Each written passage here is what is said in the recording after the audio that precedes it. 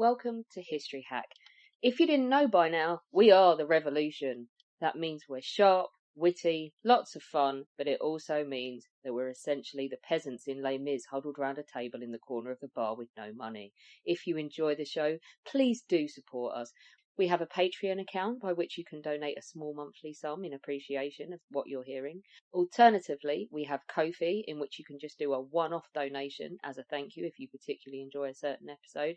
Either way, we massively appreciate all of your support. Hope you enjoy the show. Hello and welcome to another episode of History Hack. I'm flying solo today with Dilip Sarkar, who is an aviation historian who specialises in the Battle of Britain period, the human experience, and has written coming up to about 60 books now, including Barder's Big Wing, Johnny Johnson 1942 Diary, and Letters from the Few.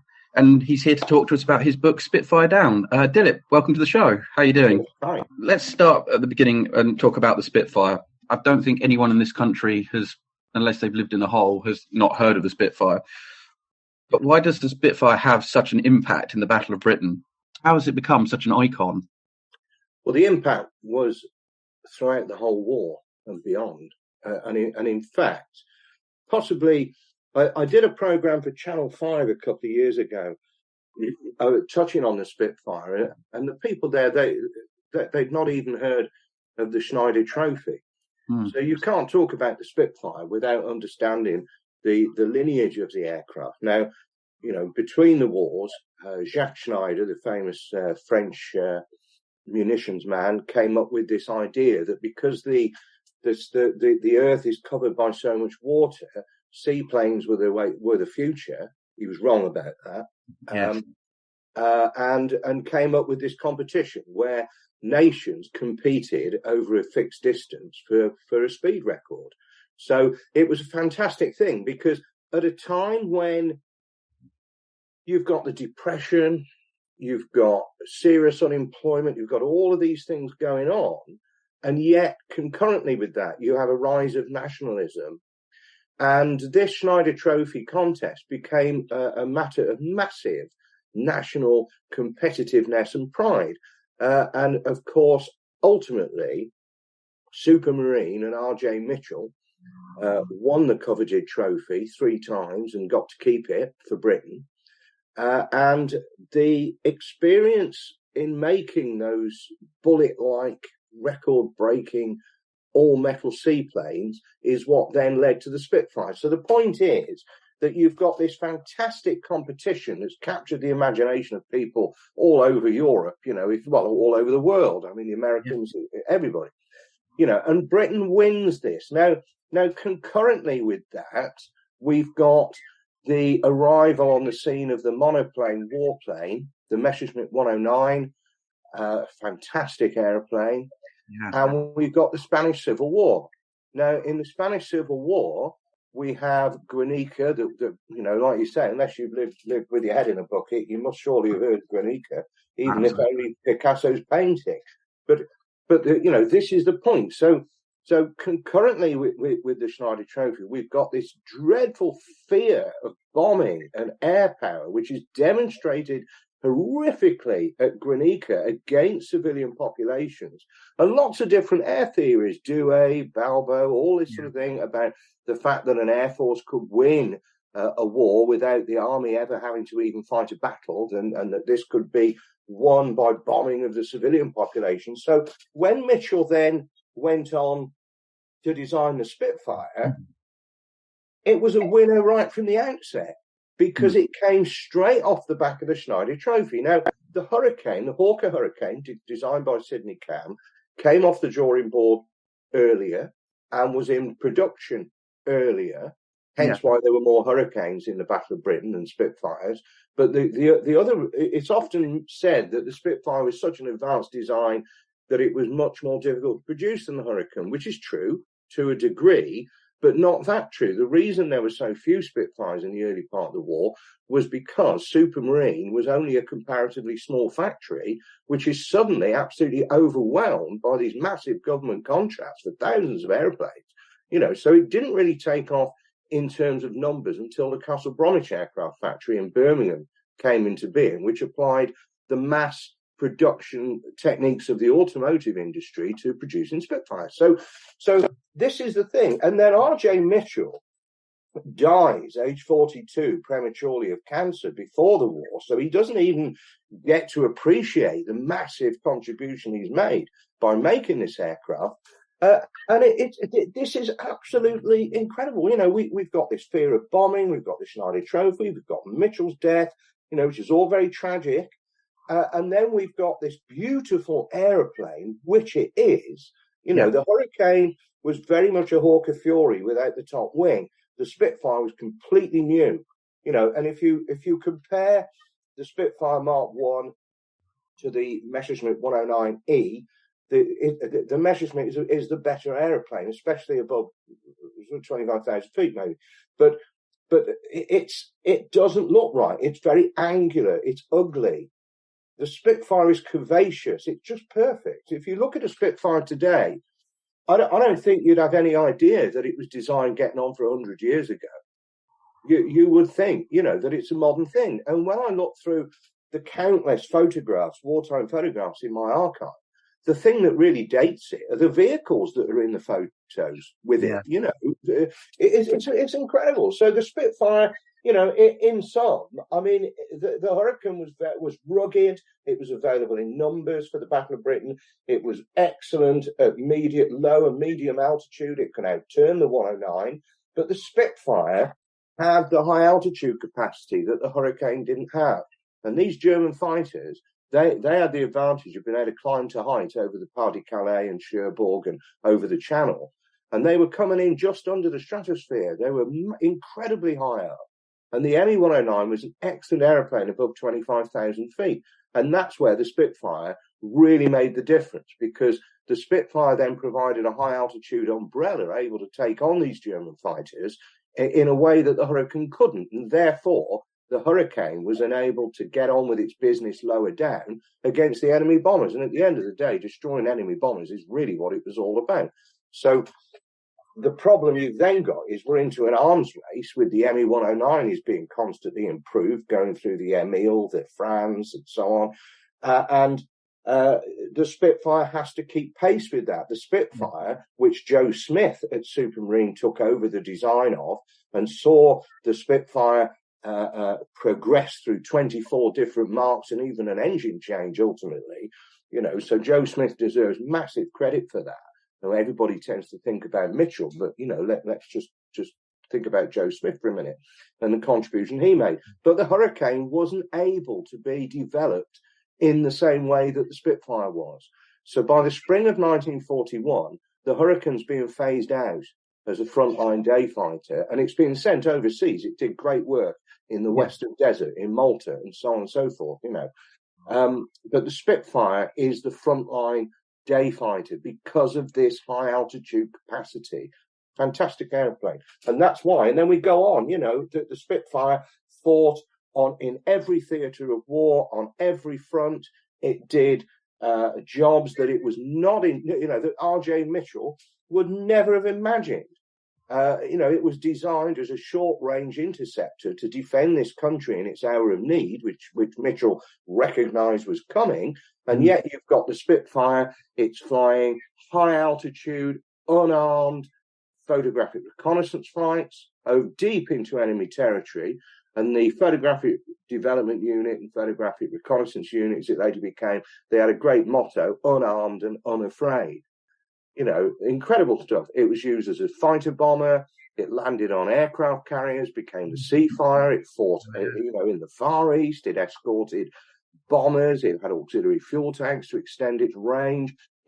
Absolutely amazing. What an airplane. I don't think there can be any other aircraft in the history of aviation that has been developed to the extent that the Spitfire has. Unbelievable. I did my undergraduate dissertation on the Luftwaffe, so taking the 109 kind of pinnacles around the Friedrich, and when you get into the Gustav and the later models, it's starting to she's getting uglier and heavier and slower and not able to compete. But the Spitfire goes on for 22 marks 24. And 24, yeah. And post-war, they're still flying them, but the 109 by 1945, who's our main competitor, is just too tired of design by that point. That's right. But before I could go on about 109s, it's a bit of a soft spot. Sort of 1939 to beginning of 1940, and then during the Battle of Britain, you have a lot of training in this country because later in the war they start training pilots over in Canada, but it's a bit dicey at the beginning of the war. So they are training a lot of flights over England. What kind of training did they have, and how dangerous was it for the pilots during that time? Well, I'd say it was very dangerous. I mean, the training is a story all of its own, because before the war, pilots, you would do elementary flying training and then go on to service flying training and advanced service flying training, flying twin-engined aircraft and so on. And then you would be posted to a fighter squadron, and it will be on. And I'm just specifically talking about fighter pilots. So you will be posted to a fighter squadron, and you would receive your conversion to the aircraft you were going to fly operationally on the squadron. So that all worked fine until the war broke out, and particularly the Battle of France, when we need replacement pilots. So it was a big dilemma then, because there was an argument that there should be operational training units that provided this conversion and practice in dogfighting, high altitude battle climbs, and all this sort of stuff. Air Chief Marshal Dowding, on the other hand, didn't necessarily agree immediately, because he saw this as a waste of aircraft that he needed so badly. But in the end, the operational training units happened. 6 OTU up at Harden and 5 OTU at Aston down near Stroud, and 6 the other one down at St. Athan, which was mainly Hurricanes. And these pilots then were flying all kinds of sorties. They'd start off in a Harvard and be checked out in a Harvard, which was a dual aircraft, by their instructor, and then they would progress to fly the Spitfire. Cross country map reading exercises, battle climbs, dogfight practice. The perhaps surprising thing is that because in the period sort of after Dunkirk and immediately before and during the early part of the Battle of Britain, there was very little opportunity for air-to-air firing because of the shortage of ammunition. So I remember Air Vice Marshal David Scott Malden telling me that when he was at Aston Down, which was in June 1940, they were literally allowed just about half a second of ammunition to go and blat it into the Severn Estuary down by the Severn Bridge, and that was your lot, So amazing. But the training, let's be fair. I mean, I'm sure most of us aviation pilots would have watched Top Gun Maverick by now. I mean, I've seen it about 4 times, and you look at all the gizmos and everything that's going on with the computers. I mean, it's just incredible. And then you've got the Spitfire, which is comparatively, it's what a Morris Minor is to my BMW, whatever it is on the drive, And it's an unpressurized cockpit. You've got no head-up display. All you've got is that blind flying panel and those instruments in front of you, which is little more complicated than a car, really, and you've got to navigate your way, and you've got no navigational aids, you've got no lights at night, and a Spitfire it was never designed to be a night fighter, but it had to operate at night because of the shortage of dedicated night fighter aircraft. And the Hurricane was a better aircraft at night because it had a wider track undercarriage. The Spitfire was tricky to land at night, and the great long nose as well in front of you when you're taxiing and coming down to land, made things very difficult. So, the wartime landscape was a blackout, and I've flown some years ago now in a 47 Squadron Hercules on a low level from Lynham all up through Snowdonia and the Black Mountains, and it was absolutely incredible. But we were wearing night vision goggles. So, unless you switch your goggles off when you're in Snowdonia where there's not a lot of light, you've got no perception of what it must have been like for the pilots during the war. And the aircraft that were on training units, generally speaking, they weren't frontline aircraft. They were obsolete. They were the ones that had been replaced, the Spit 1s that were being replaced by the Spit 2s on the frontline squadrons. They were tired. They were worn. For example, I did a dig on a Spitfire that crashed in Gloucestershire, not far from where I live, in '93, which was on a battle climb from Aston Down.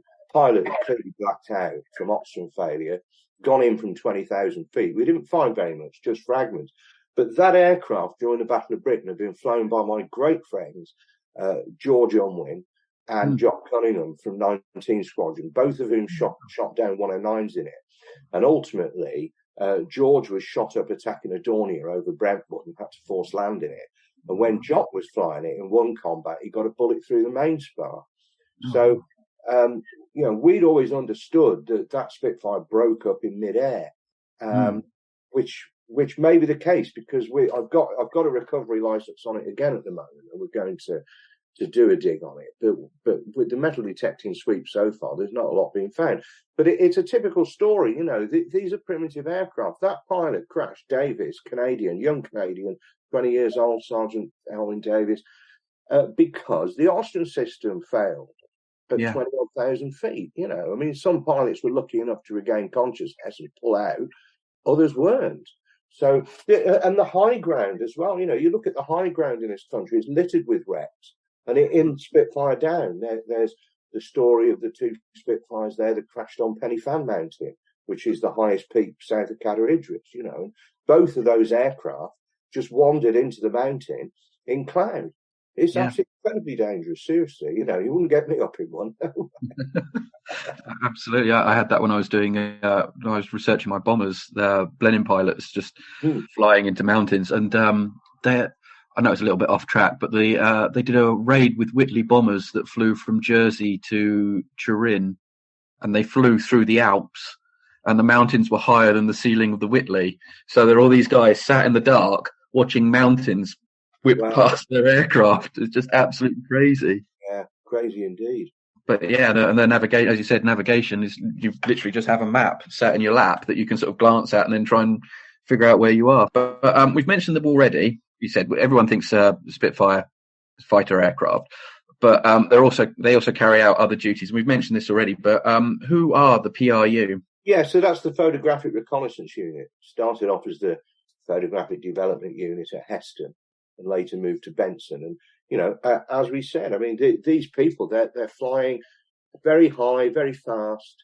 Not always very high and very fast. Sometimes very low, taking photographs and coming back with essential intelligence on enemy shipping movements, troop movements, all kinds of things, essential information. And they did an amazing job, unarmed and unafraid. And Spitfire Down tells a story of 25-year-old Peter Rose from Burton-on-Trent, grammar school boy, joined the Volunteer Reserve. And in May 1941, he was previously on 65 Squadron. He joined just after the Battle of Britain. And he was basically bored doing convoy patrols up and down the East Coast. They'd been on a tour to Tangmere, but it was during the winter. There wasn't a lot happening. So he transferred to the PRU. And I think on about his second or third sortie, when he was off to photograph the Ruhr, he had engine failure over Belgium, bailed out, parachute didn't open. So sadly, he was killed. But it's a heck of a story, that is, because he... to get it right now, because it's sometimes since I wrote the book, actually they tend to come out about a year after you've written them. The Germans forbade his burial in the cemetery and the local churchyard, said he had to be buried at the crash site. So there was a funeral at which hundreds of students from Liège University turned up wearing the Belgian national colours. And the Germans went absolutely spare and broke up the gathering. And that night, the village policemen and others exhumed the body and secretly interred Peter in the Spronk family vault in Soumage Cemetery. And there he stayed until after the war. Now, as you know, I'm sure after the war we've got the graves registration units operating. And they're concentrating casualties in what are now these wonderful Commonwealth War Graves cemeteries. And that was the intention. But the villagers weren't happy about this. They wanted Peter Rose to stay there. The family went out there. They wanted him to stay there. And ultimately, he did. And his grave is still there now. The only proviso was that he had to be moved out of the vault and buried in an individual grave. Yeah. So that came to pass. But if you go to Samaj today, you'll still find fresh flowers on his grave. It's deeply moving. But that's just one story. I mean, they did a fantastic job, these people. Unsung heroes for sure. Oh, absolutely. Going back to the naval history, PRU Spitfire that spotted Bismarck and Prince Eugen. That's right, absolutely. I was thinking exactly of that, actually, when I was talking about the shipping, yeah. And another thing, before we depart the perhaps, more obscure things, another story in the book, George Locke, 21 years old, from Brontlis near Brecon, another grammar school boy, volunteer reserve. He did train overseas under the Empire Air Training Scheme, trained in Alabama and also in Canada, came back and was posted to the telecommunications flying unit at RAF Deptford near Worcester. Now, because Johnny Frost had hopped over the water and pinched a radar off the Germans at Bruneval, our telecommunications research establishment was down at Herne at Bournemouth, which they decided was a little bit vulnerable. So that was all shunted inland to Malvern Boys College. And the TFU provided the aircraft to do the experiments for all the radar. So everything like Window, Moonshine, Rebecca, Mandrill, all of those countermeasures, they were all developed, an airborne interception radar, all developed at Malvern by TRE with aircraft from TFU. And George Locke, he's flying things like Beaufighters, experimenting with the airborne interception radar, and they've also got Spitfires and Hurricanes there as a defensive measure, and also those fighters were acting as targets, in inverted commas, for the aircraft that are fitted with the airborne interception radar, and they would do exercises between the Malvern Hills and the Brecons, which was called the Western Trials Airspace because it's away from enemy fighters and so on.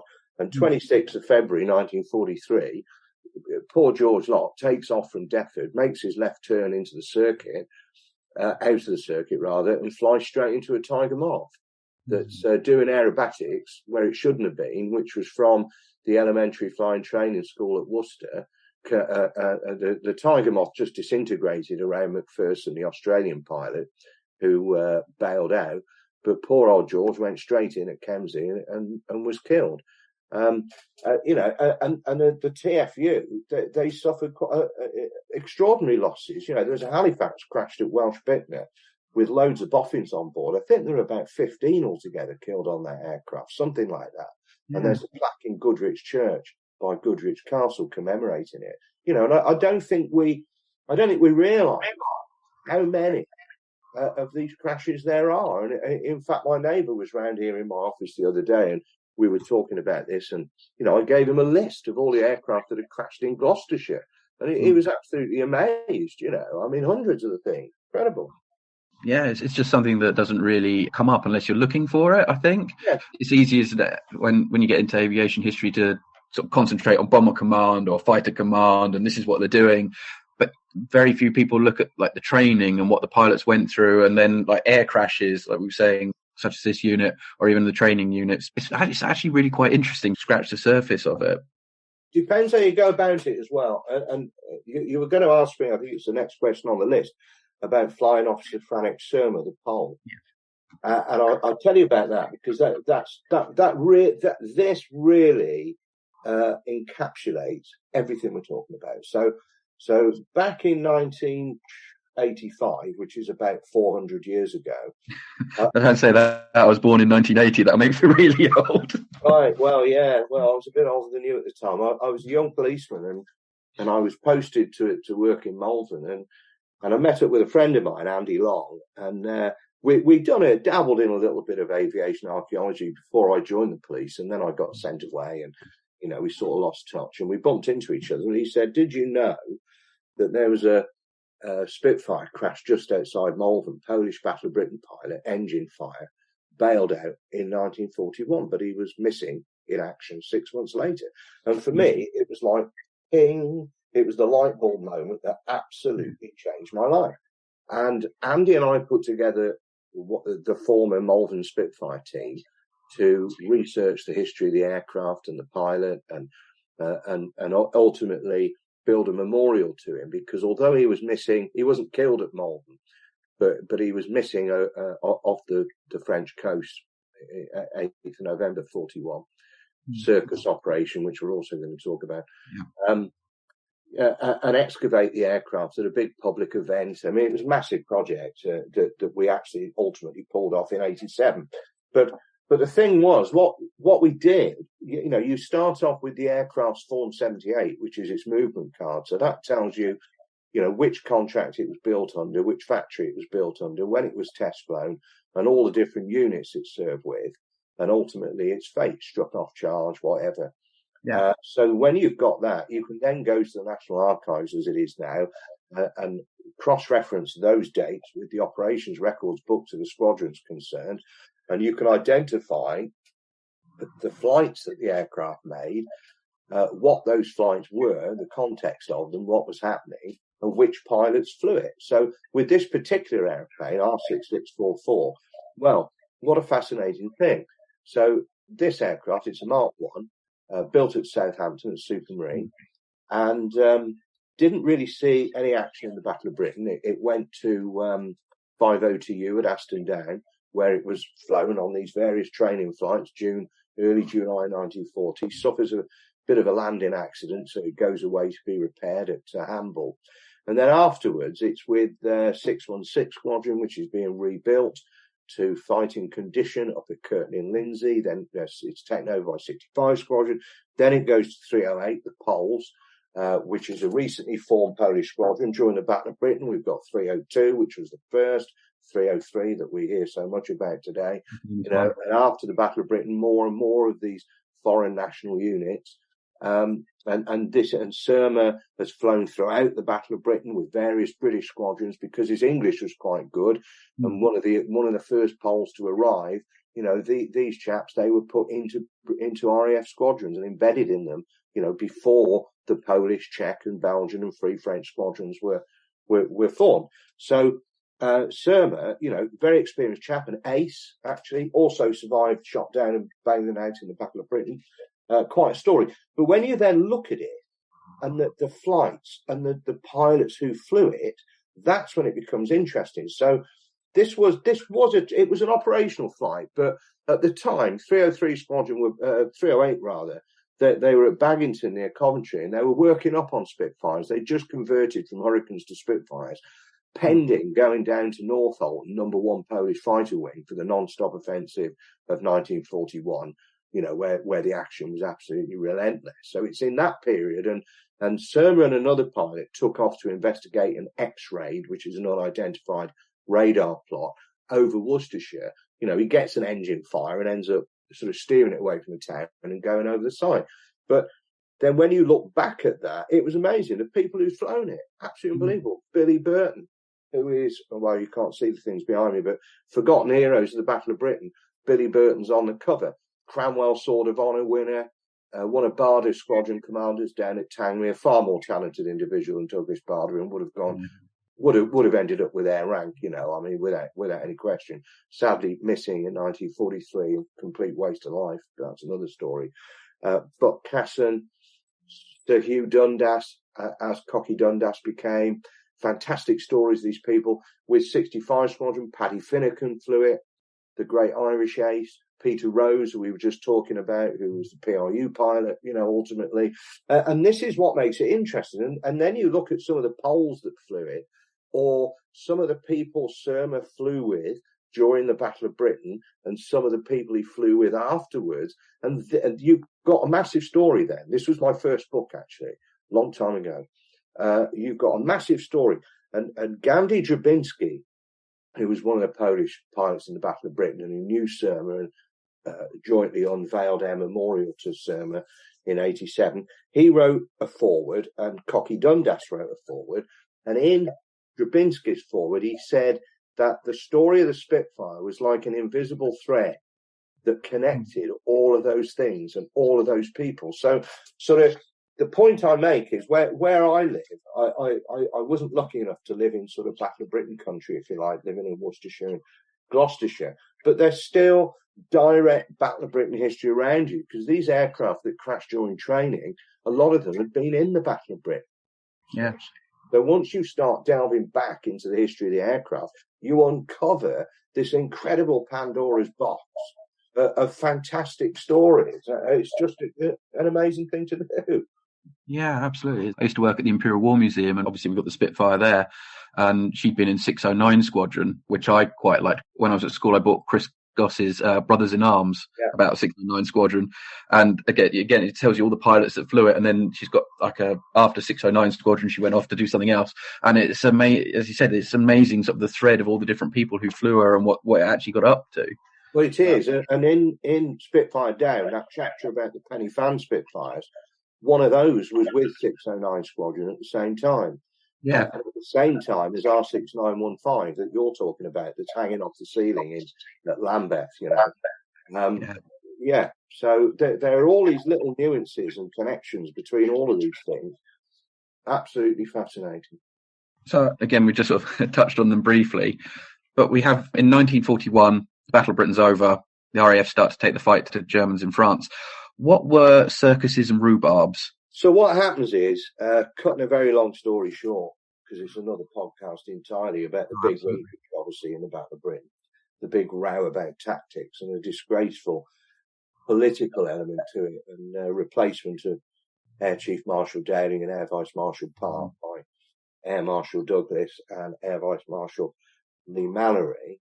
Don't start me up about all that. No, I agree with you on that one. It's a travesty.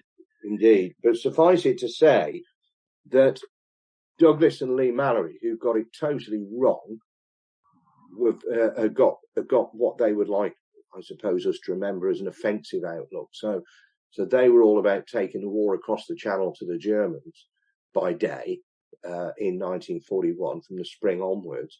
And it's very difficult to understand why, because there are no targets in northwest France that are strategically important, that are going to damage the German war effort. These operations are just unbelievable. So you've got rhubarbs, which are low level, flown by a pair or a section of say 4 Spitfires that nip over the Channel at 0 feet, pop up over the cliffs and shoot up targets of opportunity. And they were called rhubarb because they flew so low to get under the German radar screen that they were down amongst the rhubarb. So they thought that if they called it rhubarb, the Germans would never figure out what on earth that was, or the significance of it, So, and then there's all sorts of other operations, ramrods, rodeos against shipping or specific targets by fighters. But the most complex are these circus operations. So the circus is you've got a small number, say half a dozen of 2 Group Blenheims, or a single Sterling, literally escorted by hundreds of Spitfires. So you'd have, so by now, fighter commands reorganised each sector station, Biggin Hill, Tangmere, Kenley, Hornchurch, etc. They're all home to a 3-squadron wing of Spitfires, and each wing has got a wing leader, which was a new appointment from March 1941 onwards. So the wing leader's job was the best job in the Air Force, Johnny Johnson always said, because the wing leader could just concentrate on the flying and the fighting bit and leave the admin to somebody else, So you've got a close escort wing, you've got a top cover wing, you've got a rear cover wing, you've got a forward target support wing sweeping ahead of the main formation, and then you've got a rear guard wing, you've got a withdrawal cover wing, and this incredible thing, it's with these hundreds of airplanes, it's called the Beehive, because that's what it looked like. And I can only wonder at what it must have been like being a schoolboy stood on Beachy Head and looking up and seeing all of these airplanes milling around, just orbiting, all meeting up, until usually Bardu at that time, said, let's go. And off they went to France, But the problem with it, well, there were so many problems, but the German fighter pilots were massively experienced in a way, and this was it. During the Battle of Britain, for example, there was never a shortage of aircraft in the Royal Air Force, and there was never a shortage of pilots. What there was, in fact, if you look at the figures, which I was working on yesterday, our number of operational pilots actually increased as the battle went on. whereas the Germans decreased. But they've not got combat experience, whereas the German fighter pilots, they're not rested like ours were. They're a fighter pilot until they're either incapacitated by wounds or killed. So these guys, very experienced. A lot of them have fought in Spain. They've also fought their way from Poland to the Channel coast. You know, these are very, very experienced, very dangerous people flying a fantastic airplane. First of all, the 109E, and then, as we were discussing earlier on, the 109F, the France, fantastic airplane. And later the Focke-Wulf 190, which was a whole different set of problems. Because these targets were not strategically important, they could pick entirely the time and place to attack, so that all of the circumstances were tactically in their favour, everything, you know, and they would also fight to the advantage of the technical specification of their aeroplane. So I remember David Koch, Wing Commander David Koch, who was on 19 Squadron. I remember David saying, you know, that the 109s used to attack from just, you know, very, very high up. Most of the time, they refused combat until the tactical situation was in their favour. And then they would just dive down through the RAF formations at incredibly high speed. Because the airplane was fuel injected, so they could achieve incredibly high speeds in the dive, and it was a quick bang, bang, bang, bang, bang, bang, and gone. You know, none of this dogfighting rubbish. And David, you know, they say, you know, we used to call it the dirty dart. Here they come, you know, dirty dart, in and out, hit hard, hit fast, get out, bang, bang, bang, bang.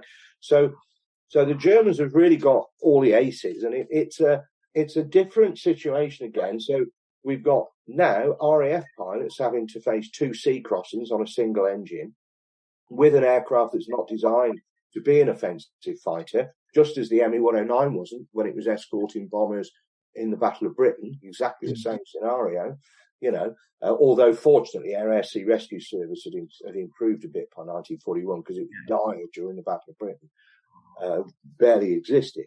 So the problem then is not only the air fighting, and we lost 1941, I think, by about 3-1 in the day fighter war. And Archie Winskill, 41 Squadron, Sir Archie as he became, Archie was shot down near Calais and bailed out in July 41. And he was held by Harry Cole, who was an SOE agent over there, who asked him, why are there more Spitfires crashing in France than 109s? And I remember Archie saying to me, you know, I had no answer for it.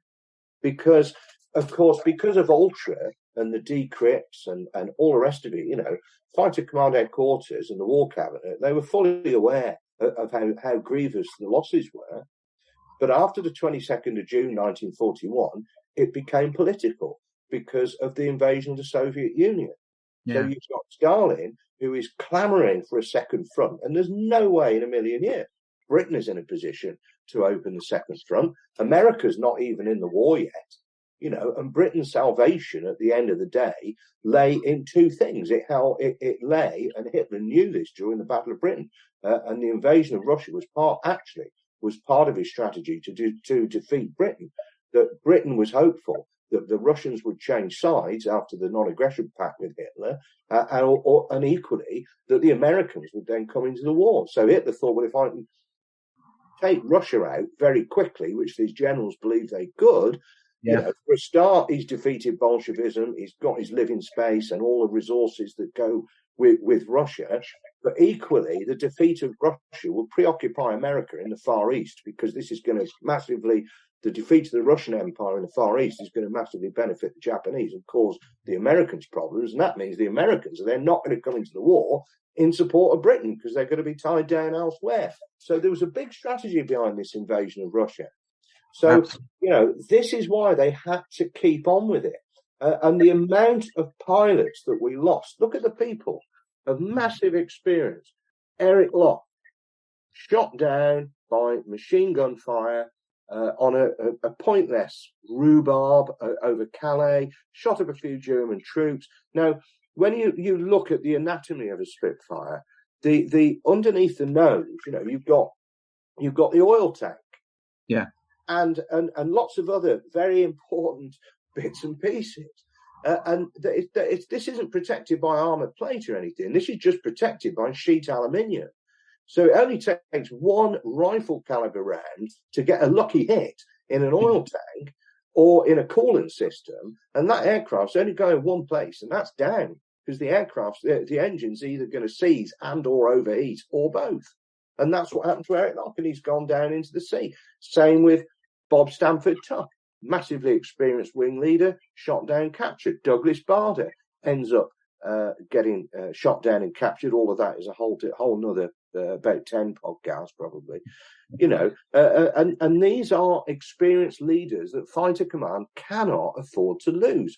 And Johnny Johnson, who was my great mentor and friend, when Johnny was rested from leading his first Canadian wing at Kenley in 1943, and he went to 11 Group headquarters at Uxbridge as a staff officer, Johnny put a stop to rhubards, thank God. And they were just pointless. But the problem was there was no other way of demonstrating to Stalin, the Western Allies, support of the Soviet Union. So the strategy became to pin down German units in the West and also get them reinforced by units that were otherwise going to be sent east. But that never happened, because JG2 and JG26 defended the Channel Coast throughout the war without being reinforced. So, it's easy, isn't it? We're all armchair air marshals now, and we can all look back and go, oh, yes, well, But at the time, there's no precedent for any of this. And people are doing what they think is right, So although we can say, well, it was wrong, and there were so many pilots killed, which there were unnecessarily, these pictures are not necessarily quite so clear at the time, are they? Absolutely. It's they say hindsight is always 20/20. Just to throw out a quote, because this is one of the ones that stuck in my head. Field Marshal Kesselring said in the Battle of Britain that, roughly paraphrasing, that if an English pilot is shot down, if he has provision of that he's not wounded and that he has a new aircraft, he can be back in action tomorrow, whereas any one of my pilots is a complete loss. Fast forward to 1941, and that's completely flipped. That if a Luftwaffe guy, if there's 109 waiting for him, he's back tomorrow. And all, like you said, if they survive the Battle of Britain, they've got loads of experience. It's all gone. Absolutely, yeah, dreadful. Can you tell me about the tragic loss of Sergeant Geoffrey Painting? Well, no, therein lies a tale, because back in, I reckon it would have been about 93, Peter Howard Williams, DFC, had flown Spitz with 19 Squadron, Battle of Britain, and then he was a flight commander on 118 Squadron down at Ibsley. And Peter was dying of cancer, and he wrote me reams and reams and reams of letters recounting his experiences. And I wrote a chapter about him in a book called A Few of the Many in 95. I think he died by then. But he said to me, he took very famous film called The First of the Few, starring David Niven and Leslie Howard, which was filmed at Ibsley, telling the story of R.J. Mitchell. And Peter was a very keen photographer, so he'd taken these pictures during the making of the film, which he gave me. And in one of them, he's taxiing past the film set, waving, and he said, we were actually coming back for an operation on that day, and I'd actually lost my number 2, Geoffrey Painting. And we were very upset about it because he was only 17. And I remember thinking, Dad, that can't be right. That can't be right. That's an old man who is approaching the end, who is not quite remembering things right, So I didn't pursue it. But anyway, when I came to write Spitfire down, and the idea of this book was to put, a lot of these forgotten stories together, and breathe life into them and give the dead a voice is the important thing, at least have them documented in one place and, properly sort of accurately described. So I thought, I remember that about Geoffrey Painting. Of course, it's much easier today. So all you do is Commonwealth War Games Commission website, which obviously the interweb, as they call it on the Detectorist, didn't even exist back in, in 93 or whatever. Geoffrey Painting, 17 years old. Now, what Peter was wrong about was Geoffrey Painting was killed in September 41, and the First of the Few wasn't made until April 42. So the photograph of Peter's, where he's taxiing past the film set, couldn't have been taken on the day that he lost Jeffrey Painting. But nevertheless, everything else Peter said was spot on.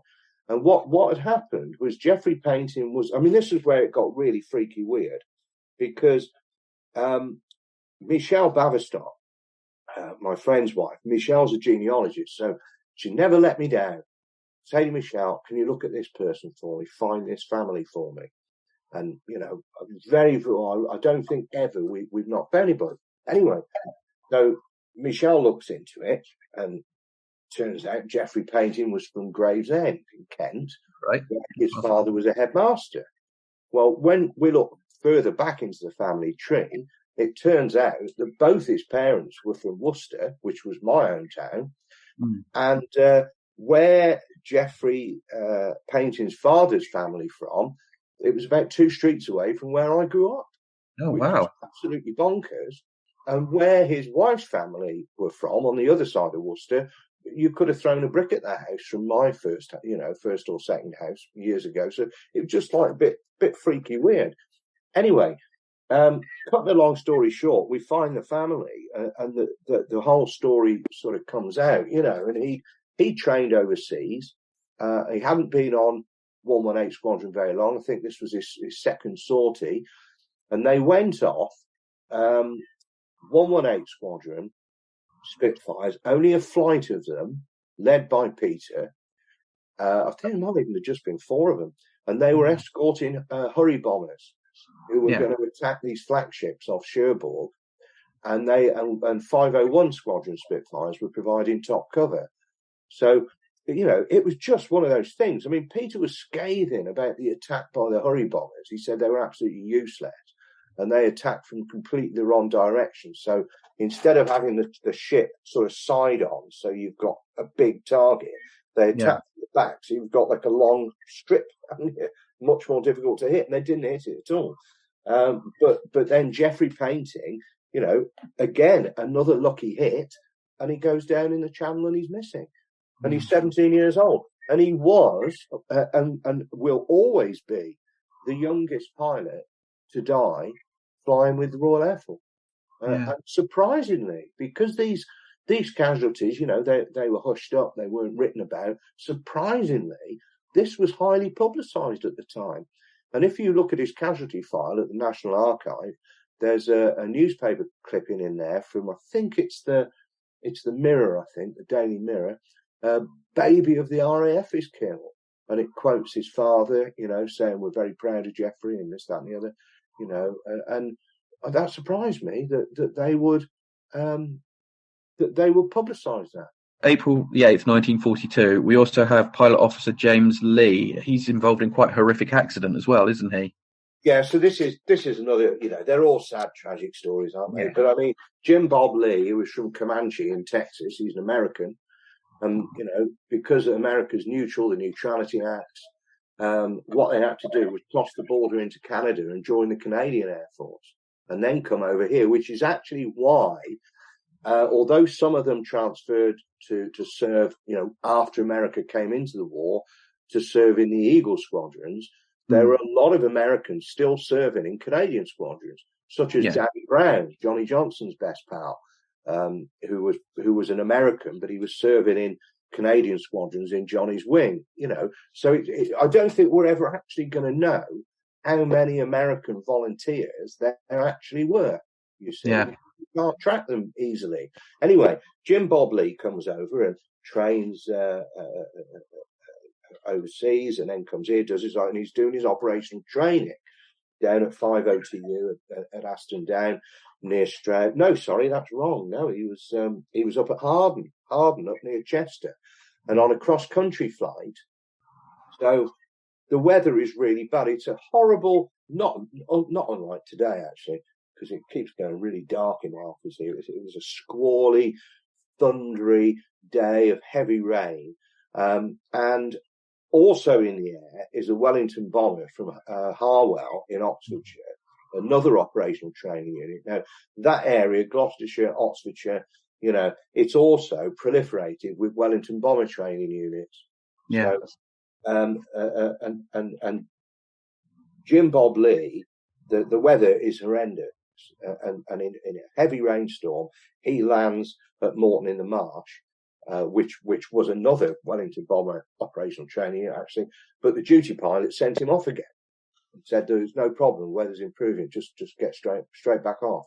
So he took off, and he must have become completely lost and disorientated because he ends up over Bolton on the Water, which is it's not far from Moreton in the Marsh, only in a Spitfire, but it'd be about 2 or 3 minutes, I would think.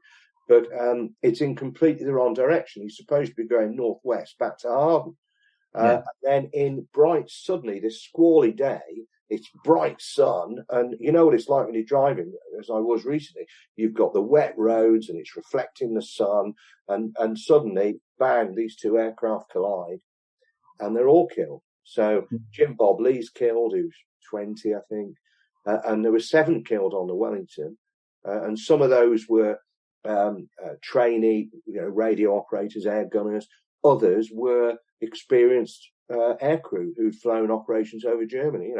Interesting thing about that though is that the Spitfire had flown with 610 Squadron in the Battle of Britain from Biggin Hill, and had seen action. And the Wellington involved was the aircraft that Jack Ward, the New Zealander, climbed out on the wing and extinguished the fire over Essen and won it. Yeah, with that aircraft. Yeah. Wow. Yeah, that's right. All in the book. It's all in the book. So yeah. So that was it. And I think that there were 7 killed on the Wellington. We traced all the families and so on, and Jim Bob Lee's people out in Texas. And I think that it's probably in Gloucestershire the largest single loss of life in an aviation accident, I would imagine. I'm not aware of any others. No. Yeah, it's sad. It's sad, really. And we got from Comanche Museum. They've been donated to family's sort of archive about Jim Bob, and there are a lot of his letters to his best mate Hatch Rambo. And they're just kids really on an adventure. Just so sad. So that was the Jim Bob Lee's story. Yeah, that's quite an unfortunate thing. Like you said, I remember my granddad saying 1941, when he was old enough to volunteer, he went straight down to the RAF and said, "I'd like to fly Spitfires."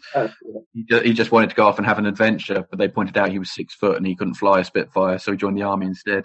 But but it was that kind of gung ho, all 18, 21-year-old lads sort of, let's go off and have adventure, and it's just sad to be cut down that short. We talked about the Spitfire in sort of British and Northern European skies, but you go on to talk about in the book the other Spitfire pilots who were lost around the world. Yeah. And you mentioned Flight Lieutenant Sanders. What happened to him in the aircraft off Malta? Well, this was another extraordinary thing that must be a couple of years ago, I suppose. A chap called Mark Eason contacted me and said his mother had recently died. He was 102.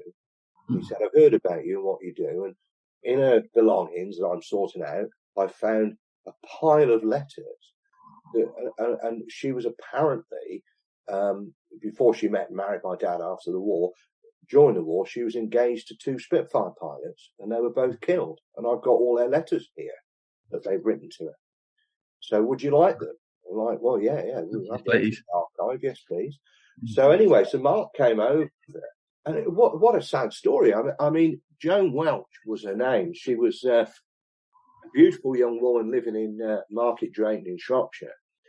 So there's a lot of training bases again up there, you see, where she met these guys. And in fact, Lester Sanders was distantly related, very distantly related. He was a bank clerk, and he was the first sort of fiance, and he'd flown in the circuses, the non-stop offensive 9041 with Treble 2 Squadron, I think, I can't remember, and then goes overseas, goes to Malta. So this is all inspirational stuff, isn't it? The George Cross Island and Malta and Open Charity, the Gladiators, and then the Hurricanes turn up, and then the Spitfires arrive. Operation Pedestal. Yeah, exactly. All that stuff. It's wonderful. And again, he did well over Malta, won a DFC. But on the one particular day in July 1942, he shot down by 109 in Massafala Bay, which is off Gozo. and ditches this Spitfire and manages to swim ashore.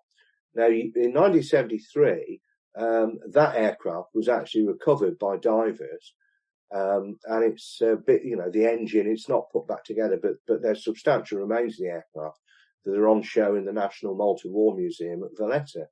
And I remember seeing it when I was on holiday in Malta donkeys years ago without realising that, one day it would become an interest of mine.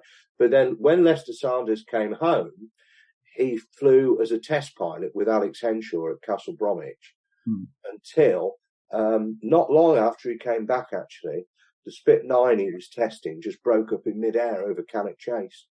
And if you read Alex Henshaw's memoir, Cypher and Merlin, he was quite disturbed by this and said, that there wasn't really a lot left of Leicester that was recognisable, sort of thing, And in Joan Welch's diary that we've got, there's just this note, Leicester killed, and there's the telegrams informing her that he'd been killed, and then she was friendly with Rudy Bergwall, who was a Dutch diver V1 ace. All right. He was killed in August 1944, and he's buried in France. And that was another sort of big operation, second tap thing. And then she became engaged to Ian Smith. And Ian Smith's father, in fact, had been a flight lieutenant in the Air Force.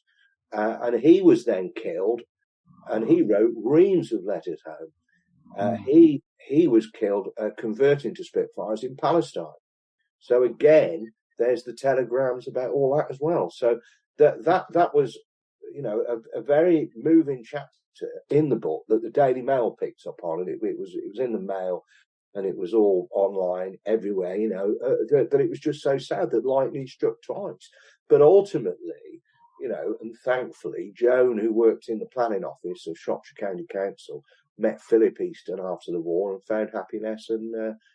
Married, and Mark was a result of that. But what a sad story. Just really shows the uncertainty of life for young people in the service of their country, and those who are left behind waiting for them to come home. Absolutely. I mean, it's just heartbreaking, and that's what I really enjoyed about your book was I try and do the same when I write, is write about the individuals and their stories and how it fits into the overall strategy, because it's without these individuals and remembering who they were, then we lose sight of it. And there are so many sad stories. You never know what's around the corner. I've just finished. I'm doing this 7-volume official history of the Battle of Britain for the Battle of Britain Memorial Trust and National Memorial to the Few, and it'll be about 1 million words altogether. I've just finished volume 2, which was 140,000 words, and I'm having a bit of a break now before I start volume 3 by doing another book. And the book that I'm going to do, I haven't got a title for it yet, but Tony Osmond contacted me. His father was Alexander Osmond, who was a Hurricane pilot, 213 Squadron down at Exeter in the Battle of Britain. And he was sadly killed in 1943 in India fighting the Japanese. And extraordinarily, because in my archive, I've got thousands of letters. I'm looking at them all in the files on the shelves now, that I corresponded with Battle of Britain pilots from the age of about 18, I suppose. So I've got thousands of letters, really thousands of them, but they are their letters to me. I didn't keep copies of my letters to them, so it's only half a story. Exactly the same as Joan Welch. We've got the letters the pilots wrote to Joan, not the other way around. Well, with the Osmond story, we have got 420 letters, which are all of the letters, more or less, exchanged between them. So they were prolific correspondents. And it appears that that Alexander kept all of her letters and vice versa. And then when he was killed, they were returned to her. So we've got the whole collection. The only gap in it is when she was living in Peckham, and the house was bombed during the Blitz. So there's a section of the letters that are missing, but it's an interesting reason. Then she moved to Bristol, and the house was bombed there, so there's a few more missing as well. Luftwaffe are clearly following her around a bit, and the photos that go with it are amazing. There are pictures of his training, elementary flying training at Gatwick, And if anybody's familiar with Gatwick, there's the Beehive building, this sort of Art Deco building. Lots of pictures of that in it. And then other pictures, which are just family stuff around, and a page devoted to the 3rd of September 1939. And it just says war, ... or peace. And they're just young people, lying around in the grass chatting and this sort of stuff, And I looked at this and I thought, this is amazing. We've got to make a book of this, because this is unique in my experience, to have that many letters, and they are both sides of the story. And they're very personal. They're love letters at the end of the day, Yeah, absolutely. You never know what's around the corner. Even No. now you don't. Even now. Absolutely. If you look for it, if you look hard enough, treasure is out there to be found. And sometimes in the most surprising places. When I was doing Forgotten Heroes of the Battle of Britain, I went to see, I was put in touch with the family of Tom Gleave. Tom Gleave, famous Battle of Britain pilot, shot down, horrendously burned, wrote his book, which was one of the first published, actually, in 1941, called I Had a Row with a German. He was a founder member of the Guinea Pig Club, and after the war, he was a deputy chairman of the Battle of Britain Fighter Association and a cabinet office historian, fellow of the Royal Historical Society, which resonated with me because I've been a fellow since 2006, I think. And I was put in touch with the family, and I thought, well, this is probably a bit of a waste of time, because somebody as well known as Tom Gleave, who's been on This Is Your Life and all the rest of it, they're not going to be anything for us here. Well, how wrong can you be? So when he died in 93, his daughter and son-in-law moved into the house, and it's just a time capsule. There's bits all over the house. I mean, the hurricane he was shot down in. We go into the dining room. So, well, we've got everything out for you to have a look at. And this, I don't know whether you'd be interested in this, because this is the unedited manuscript of the book, which we're about to publish, by the way. It's coming out imminently. And this is his 500-page memoir that was unpublished. We're like, this is just bonkers. Wasn't expecting this. Wasn't expecting this at all, So it isn't just...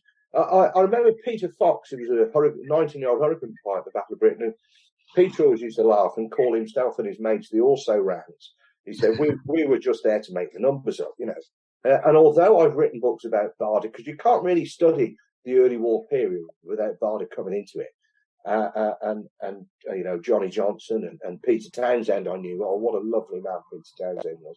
So you sort of do write about these famous people, but it was always the also-rans that really fascinated me.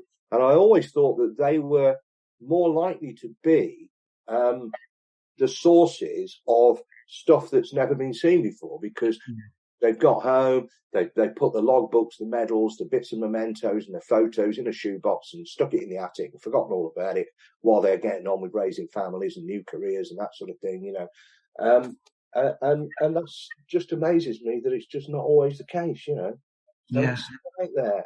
And we're on a big drive at the moment with Battle of Britain, the People's Project, to get people to connect with us and make it a bit easier, really. Instead of having to trace people, come to us and tell us your story, show us what you've got, whether it's diaries, letters, photographs, whether it's auxiliary fire service, ambulance service, balloon barrage, anti-aircraft, anything. I'm interested in the 360-degree story, All of this is massive. What you said earlier about these individual stories and putting them in, into the strategy. Well, that's exactly what it is, because it's a pyramid. It's an inverted pyramid. At the top, you've got the strategy and the context, all of that context coming down to that point, which is that individual story. But you can't really understand that individual story entirely unless you've got all the rest of that inverted pyramid giving you that context. So there you go. We've probably done over an hour now. I've probably bored you with this all day. No, absolutely, me too. As a plug for you, for your Battle of Britain project, if there's anyone listening who wants to get in touch, they've got a story or information, how they can do that. Battle of Britain project's on the website. There's a page that takes you to the project website, Battle of Britain, the People's Project. So if you just Google Battle of Britain, the People's Project, it'll take you to it, and then there's a contact form. Or go through my website, just send me a message, or I'm a big Facebooker. I'm always on Facebook. So, and Instagram, not so much. I came off Twitter. It drove me insane. Yeah, it does all of us. Yeah. No, I haven't got time for that flipping nonsense. But yeah, so I'm easy to find, and we're always happy to talk to anybody, and if I bore anybody about the Battle of Britain and Spitfires, I'm happy to do that. No, it's been a pleasure talking to you, and I could be here all day. But thanks very much, and we'll try and stock Spitfire down in the History Hack online bookshop as well. With every sale, we get a small slice, and you get a larger slice than you would if it went through Amazon. So thanks very much, and we'll have to talk again about something. Thank you, Chris. Yeah, well, there's plenty to talk about. Our incredible guests give us 45 minutes of their time to join us and talk about their work or their new book. This is just a small taster. As a result, we have launched our very own bookshop on bookshop.org, where you can find our guests' latest books, you can support them, and you can support us on History Hack. 10% of every sale via our bookshop supports the podcast and allows us to keep going and bring you more top-of-the-line guests. You can find our bookshop at bookshop.org/shop/History Hack, or search for us in the shop section. Thank you so much for your continued support. We really appreciate our listeners and supporters. So make sure you get down to the bookshop and grab yourselves a new book.